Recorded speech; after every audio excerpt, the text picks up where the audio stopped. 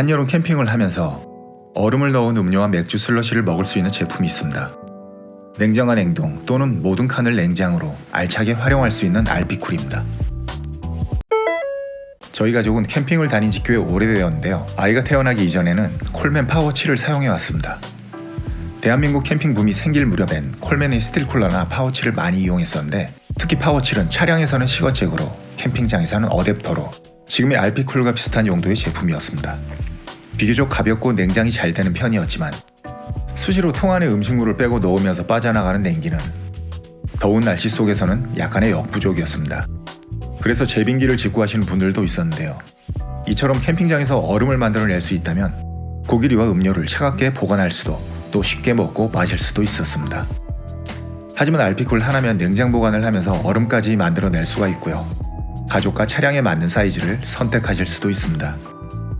알피쿨 T 시리즈는 총 3가지 사이즈가 있는데요. 각각 35리터, 50리터, 60리터입니다. 저희는 3인 가족이고 기존의 콜맨 파워7을 사용했을 때 사이즈에 대해 크게 불만이 없었기 때문에 T50을 선택했습니다. 크기는 충분히 예상했지만 무게는 약 16kg로 콜맨 파워7보다 약 3배 가까이 무겁습니다. 양쪽으로 손잡이가 있는데 한쪽은 2단으로 길게 되어 있습니다. 바로 캐리어처럼 바퀴로 끌 수 있게 고안해 둔 것인데요. 실제로 주차장 등으로 이동할 때는 큰 도움이 될 것 같네요.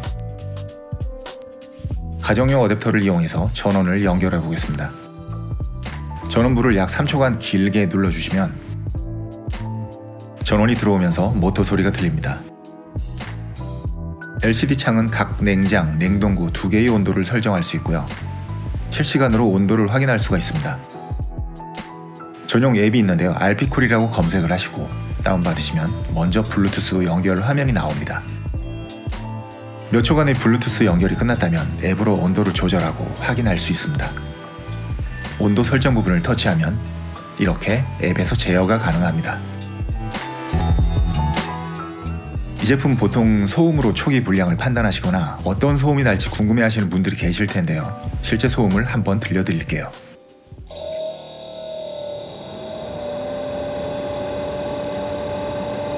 배송받은 후 초기 안정화가 제대로 되었다면 심하게 긁히는 소리나 별 잡음 없이 소리가 유지가 됩니다. 야간에 가정에서는 걸릴 수도 있는 소음인데 야외인 캠핑장에서는 영향이 없을 거라 생각됩니다. 제품 수령 후 온도 설정대로 온도가 내려가지 않는 분들은 초기화를 한번 해보세요. 먼저 제품이 전원이 연결되어 있는 상태여야 하기 때문에 전원을 연결해줍니다. 그리고 LCD 부의 설정 버튼을 길게 3-4초간 누르고 있으면 이렇게 에러 코드가 뜨는데요. 이 에러 코드가 나올 때 플러스 마이너스 버튼을 동시에 눌러줍니다. 초기화가 진행되고 있습니다. LCD 화면이 꺼졌을 때 전원을 다시 켭니다. 전원 버튼을 길게 3초 정도 누르면 기기는 이미 초기화가 완료됐고 화면이 나옵니다. 이때 냉장이 영하 20도, 냉동이 영하 20도로 자동 세팅이 되어 있는데요. 여기서 냉장 온도는 0도로 설정하시고 냉동 온도는 영하 20도로 변경하신 후에 냉동 온도가 영하 20도까지 떨어지는지 확인하시면 됩니다. 플러스 마이너스 2도 정도 오차는 있다고 합니다. 이 과정을 거치면 처음 온도 설정에 문제가 있던 분들은 이제 원하는 온도까지 설정이 됩니다. 당연히 냉장 쪽이 냉동보다는 온도가 낮아서는 안 되고요. 냉장 온도가 먼저 도달한 다음에 냉동으로 맞춰지는 구조입니다. 제조사에서 권장하는 설정 온도는 냉장 쪽은 영상 4-5도, 냉동 쪽은 영하 18도라고 합니다. 권장 온도 설정만으로 무리 없이 사용 가능할 거라 생각되고요. 일반 컴프레셔 냉장고와 같은 원리라 설정 온도를 달성했다면 알피쿨은 작동을 멈추게 됩니다. 이후 온도가 상승되면 다시 설정 온도에 맞추기 위해 가동이 되는 것이죠. LCD부에 USB 장착부가 있는데요. 전원이 연결된 상태에서는 이 USB 홀을 이용해서 LED 캠핑 랜턴을 충전할 수도 있고요. 스마트폰 충전은 물론이고 특히 여름 캠핑장에서는 미니 선풍기도 자주 사용을 하니 수시로 충전할 수 있는 이런 기능 디테일은 좋다고 할 수 있습니다. LCD에 미음자 모양과 기역 모양이 나눠져 있는데요. 이것은 각 냉장과 냉동의 분리 조절 표시입니다. 뚜껑을 열어볼게요.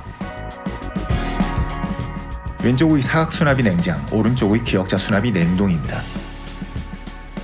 설명서에 따르면 물 청소가 가능은 하지만 본체를 기울여서 물을 따라내는 건 자제하라고 하고요.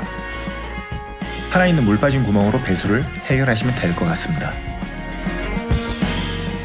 내부에는 LED가 있어서 특히 야간에 열었을 때 손전등 없이도 내용물을 확인할 수가 있는 디테일이 있습니다.